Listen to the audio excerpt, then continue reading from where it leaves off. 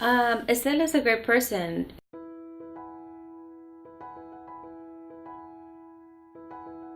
So Estela has been with us for over a year, I think a year and a half now.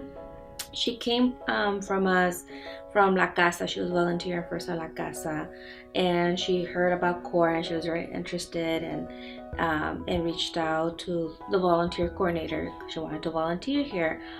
She was very open and saying that she wants to learn more about San Mateo County and like the resources and things like that because she's heard great things about CORA. She has a background of just wanting to support and help, victims and survivors of domestic abuse, and just find ways to give back to the community, and that's why she came to CORA.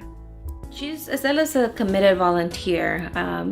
Her time here, she has come every Thursday from like 9 to 12, sometimes longer if needed. She's also open to supporting any other days that we need coverage, so she'll let us know like, hey, I'm here. And she'll notice when we're short staffed and things like that, and she'll say like, hey, I know people are not here, I can come and volunteer, just let me know. The reason why she's a good fit for the call center is that she knows how to be a good support person. She's able to listen to the callers, be there for them, and kind of have an easy conversation and support to all of our clients that are coming on the hotline, especially with somebody in crisis. So for example, there is a client that called the hotline not sure of what they wanted to do, if this was the right thing for them to do, calling our hotline and things like that. And Estela was able to open that conversation with the client, but not really necessarily asking all these questions or asking, like when their last incident was or what's been going on, but just asking in a different conversation, like if you're just meeting a friend. I appreciate that, from her, just her willingness to support and help and be that part of the team, which we're very thankful for. So that's pretty much Estela.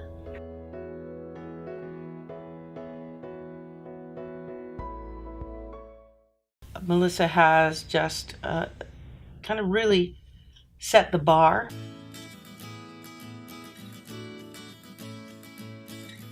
Melissa came to us back in the end of the summer 2016, early fall, as a volunteer trainee. She came to us, she was in her last year for graduate clinical psych program. She also came to us with a fair amount of experience working in a caseworker capacity with disenfranchised families and special needs families in the community. So Melissa has such a positive attitude. There is such a spark and a brightness about her, and she's so well liked by her colleagues and co-workers, and equally liked and respected by the clients that she serves. I was Melissa's clinical supervisor, and I was most impressed one day when she came into a supervision and she told me that she had initiated the project of making sure that all of our Spanish-speaking forms were up to date, and Melissa took the initiative. As a volunteer, she saw a need and she just ran with it, and I was most impressed. She brings so much value to our program. As a supervisor, I've told Melissa that she is an ideal supervisee because she comes in with questions, ready to work, and together we kind of roll up our sleeves, and our work is not a one-size-fits-all. So different clients respond to different things, and Melissa has always been open to that. She did it in a fearless yet gentle and respectful way.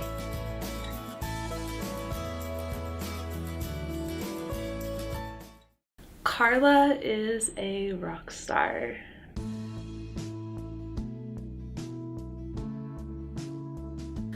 So Karla has been a volunteer primarily in the legal department at CORA for the past 3 years. However, in the last 2 years, she's also started volunteering in the ERP program and community education program as well. In the legal department, Karla serves many different roles. She provides court accompaniment for survivors at their child custody, mediation appointments, their restraining order hearings, and also criminal hearings as well. She has provided interpretation during some of those court hearings when the court doesn't provide interpreters for our Spanish-speaking clients. Karla is our only Spanish-speaking volunteer, so when we have Spanish speakers who need court accompaniment, she is our go-to volunteer. And she has made herself available sometimes 4-5 times a month to go to court hearings with survivors. And that's a large time commitment. Each court hearing, you have to assume you're going to be in court for 4 hours at a minimum. So Karla works really hard. She has 2, sometimes even 3 jobs. She's studying for the LSAT. She helps her sisters with her nieces and nephews, and yet she still makes time for CORA. I remember a time when there was a particularly compelling case. A Spanish-speaking survivor needed accompaniment to a court hearing. Karla was scheduled to work until 2 a.m. out of the Bay Area the morning of the court hearing, and she drove all night, sacrificed her sleep so that she could be there to support the survivor at 9 a.m. at her court hearing. I am constantly in awe of her.